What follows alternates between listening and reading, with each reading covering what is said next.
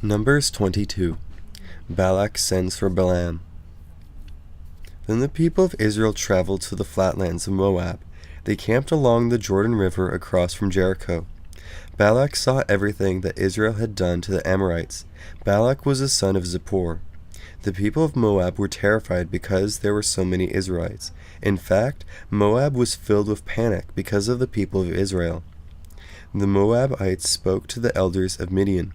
They said, "This huge mob is going to lick up everything around us. They'll lick it up as an ox licks up all the grass in the fields." Balak, the son of Zippor, was the king of Moab at that time. He sent messengers to get Balaam. Balaam was the son of Beor. Balaam was at the city of Pethor near the Euphrates River. Pethor was in the land where Balaam had been born. Balak told the messengers to say to Balaam, "A nation has come out of Egypt. They are covering the face of the land. They've settled down next to me. So come and put a curse on those people. They are too powerful for me. Maybe I'll be able to win the battle over them. Maybe I'll be able to drive them out of the country. I know that those you bless will be blessed, and I know that those you put a curse on will be cursed." The elders of Moab and Midian left. They took with them the money they knew Balaam would ask for. They wanted him to use magic and figure things out for them. They came to where Balaam was. They told him what Balak had said. "Spend the night here," Balaam said to them. "I'll bring you back the answer the Lord gives me." So the princes of Moab stayed with him. God came to Balaam. He asked, "Who are these men who are with you?" Balaam said to God, "Balak, king of Moab, the son of Zippor, sent me a message. He said, 'A nation has come out of Egypt. They are covering the whole surface of the land, so come put a curse on them for me. Maybe I'll be able to fight them. Maybe I'll be able to drive them away.' But God said to Balaam, 'Do not go with them. You must not put a curse on those people. I have blessed them.' The next morning Balaam got up. He said to Balak's princes, 'Go back to your own country. The Lord won't let me go with you.' So the princes of Moab returned to Balak. They said, 'Balaam won't come with us.'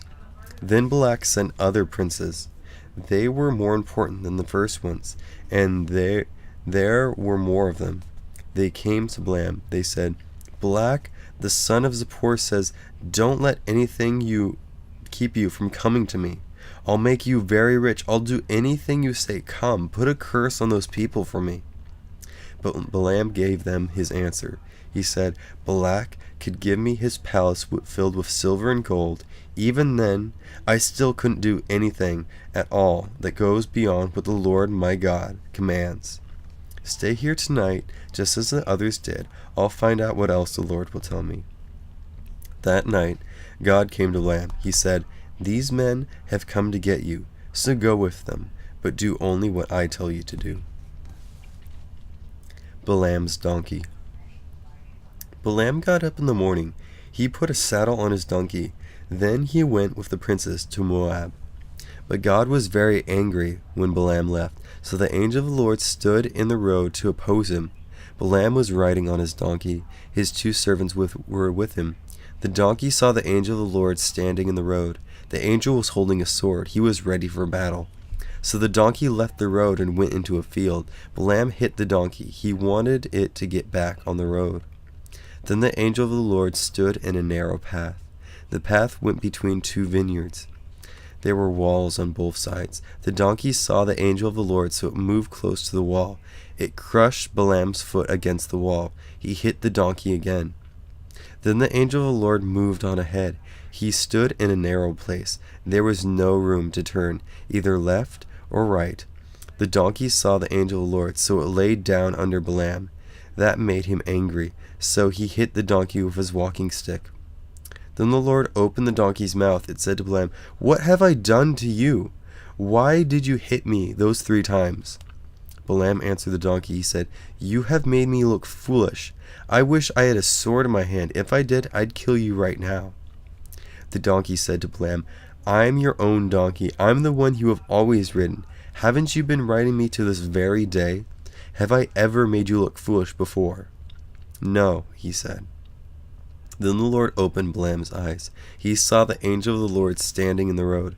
He saw that the angel was holding a sword. The angel was ready for battle. So Balaam bowed down. He fell with his face to the ground. The angel of the Lord spoke to him. He asked him, "Why have you hit your donkey 3 times? I have come here to oppose you. What you are doing is foolish. The donkey saw me.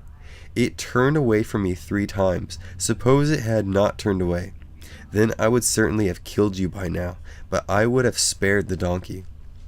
Balaam spoke to the angel of the Lord. He said, "I have sinned. I didn't realize you were standing in the road to oppose me. Tell me whether you are pleased with me.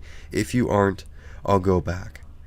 The angel of the Lord spoke to Balaam. He said, "Go with the men, but say only what I tell you to say."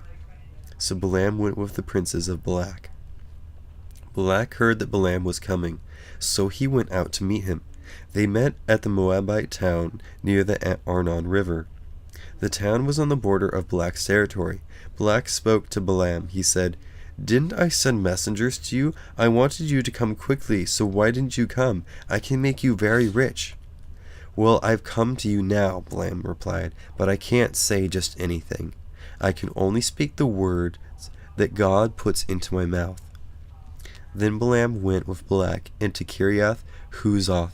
Balak sacrificed cattle and sheep. He gave some to Balaam. He also gave some to the princes who were with him. The next morning Balak took Balaam up to Bamoth Baal. From there he saw part of the people of Israel.